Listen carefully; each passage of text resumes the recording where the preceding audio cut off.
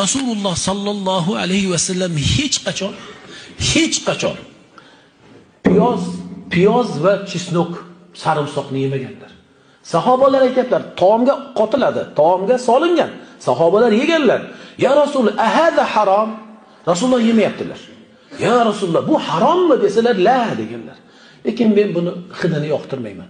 Chunki deyaptilar, qarang, men ana unaji mimman la tunajuna antum deyaptilar. Men sizlar munojat qilolmaydigan birlariga munojat qilaman. Ya'ni Robbimga munojat qiluvchiman. Jabroil olib keladi, menga Qur'on o'qiydi. Men unga Qur'on o'qiyman. Robbimga munojat qilaman.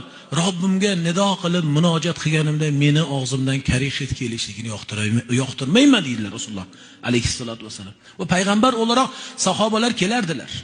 Sahobalar har o'zlarini balkim yaqinlarida turib birlariga yaqin so'z aytilishlikka to'g'ri kelgan holatlarda ham Rasululloh sallallohu alayhi vasallamning og'zlaridan mana shunaqa demak xushbo'y muattar hidlar kelib turardi. Va sahobalar aynan payg'ambar alayhissalatu vasallamdan qaysi holatda nimani ko'rsalar, o'sha holatda bo'ldilar.